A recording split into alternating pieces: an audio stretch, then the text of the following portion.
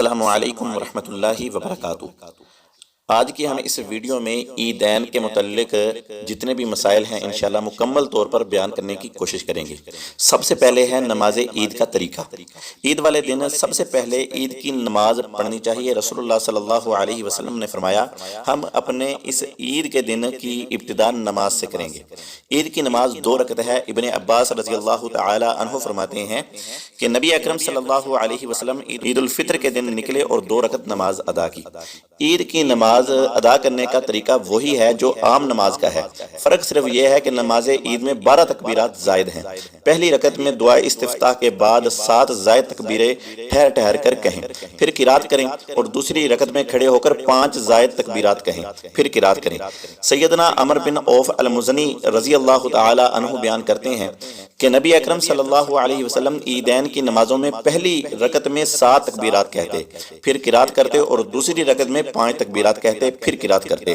احناف کے نزدیک 6 تکبیرات زائد ہیں، 3 پہلی رکعت میں اور 3 دوسری رکعت میں، لیکن اس کی دلیل والی روایت ضعیف ہے۔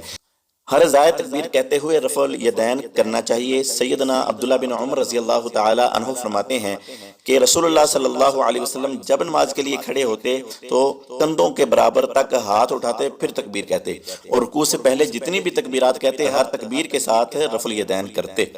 یہ حدیث رکوع سے پہلے کہی جانے والی تمام تکبیرات کے ساتھ رفع الیدین کرنے کو مشروع قرار دیتی ہے۔ اگرچہ اس میں صراحتاً نماز عید کا ذکر نہیں ہے، لیکن امت کا عملی تسلسل یہی ہے۔ جیسا کہ امام مالک رحمہ اللہ سے عید کی زائد تکبیرات میں رفع الیدین کرنے کے متعلق پوچھا گیا تو انہوں نے فرمایا ہاں ہر تکبیر کے ساتھ رفع الیدین کرو، لیکن اس مسئلے کے حوالے میں نے کوئی حدیث نہیں سنی۔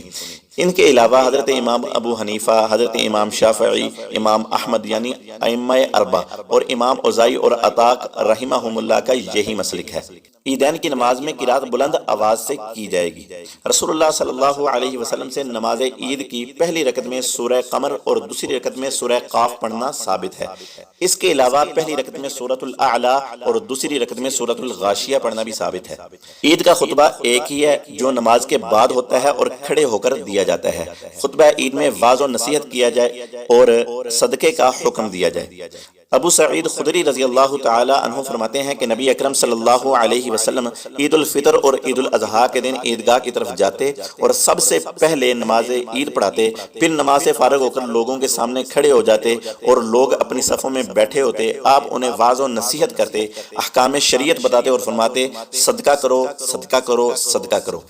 عید کے لیے 2 خطبوں کی کوئی صحیح دلیل موجود نہیں ہے، اور رسول اللہ صلی اللہ علیہ وسلم کا خواتین کو علیحدہ خطبہ دینے سے 2 خطبوں کا استدلال کرنا قطعاً درست نہیں ہے، کیونکہ صحیح مسلم میں اس کی یہ وجہ بیان کی گئی ہے کہ دور ہونے کی وجہ سے انہیں خطبہ نہیں سنا تھا۔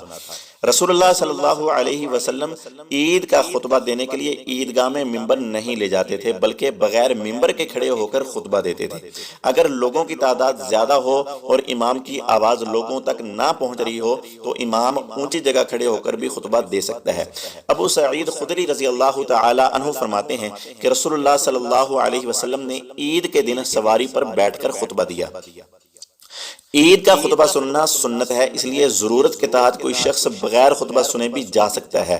نبی اکرم صلی اللہ علیہ وسلم نے نماز عید کے بعد فرمایا اب ہم خطبہ دیں گے، جو خطبہ سننے کے لیے بیٹھنا چاہتا ہے وہ بیٹھ جائے اور جو جانا چاہتا ہے وہ چلا جائے۔ نماز عید سے پہلے یا بعد میں عیدگاہ میں نوافل پڑھنا جائز نہیں ہے۔ ابن عباس رضی اللہ تعالی عنہما فرماتے ہیں کہ بے شک نبی اکرم صلی اللہ علیہ وسلم عید کے دن نکلے اور آپ نے 2 رکعت نماز پڑھائی اور اس سے پہلے یا بعد میں کوئی نماز نہیں پڑھی۔